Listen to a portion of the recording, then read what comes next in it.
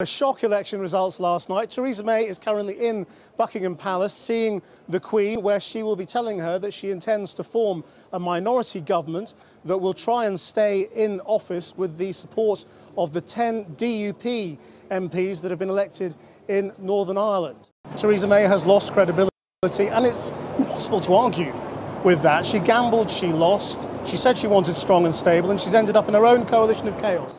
Another general election has come back, hasn't it? When are we going to be voting again? Two elections. The Conservative Prime Ministers have called for your own self-preservation. I suppose you're feeling vindicated. Well, I've been saying for 18 months, Jeremy connects with people, they recognise he's a nice guy, and his economic policies. This is the first time for 25 years Labour's gone into election with a genuine Labour programme, building council houses, public sector investment, and it's connected. I mean, it's 43% voted Tory and 40% Labour. If there is another election, we've only got to get a 2% swing and Jeremy will be in Downing Street. Isn't the point you lost? You know, against a chaotic Conservative Party, a disastrous manifesto, a weak Prime Minister, you lost. We started 20% behind in the polls after 18 months of Labour MPs undermining Jeremy.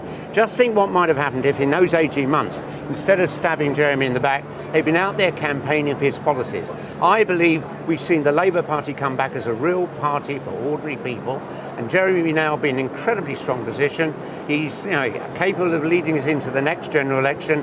We don't know. This is the most unstable period in politics since the hung Parliament. Isn't this surely your high water mark?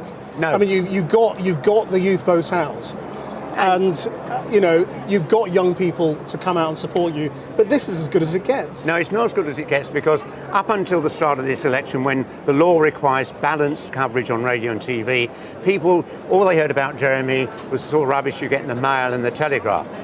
We will not roll back from this. This is the base on which we build.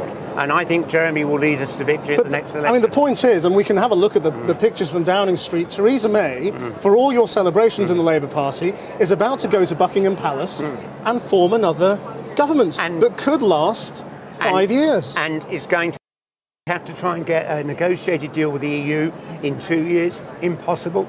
And there's a week. Why is it impossible? I mean, even Jeremy Corbyn has said the negotiations must carry on.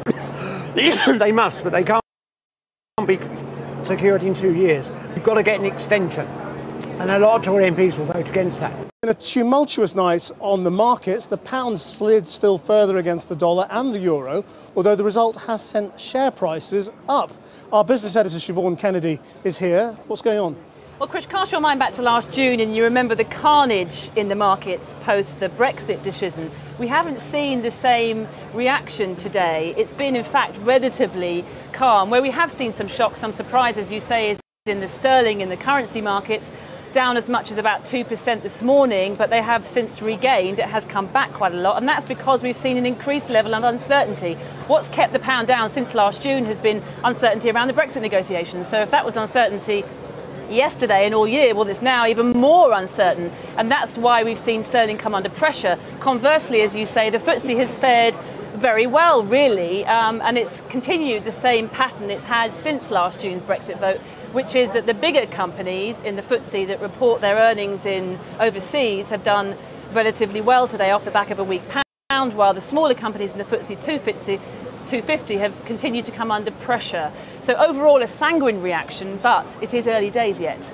Do you think people are thinking this could lead to a softening of the Brexit position? I think if it does, I think people are thinking, they just don't know. There's so much uncertainty we don't know. Certainly from a market's perspective, if we see a softening and there's some certainty around the customs union and the single market, that will definitely help markets and it will help the currency. But we really don't know. There is still too much unknown out there. Throughout this election campaign, her position was, I can only deliver Brexit if you give me a big parliamentary majority. Absolutely. And she hasn't got it. She faces a great difficulty with it. Doesn't have a mandate for what she was trying to sell. I think it's right that in seeking a particular mandate for carrying Brexit out in the way that she'd outlined, she hasn't had that clarity. I agree with you.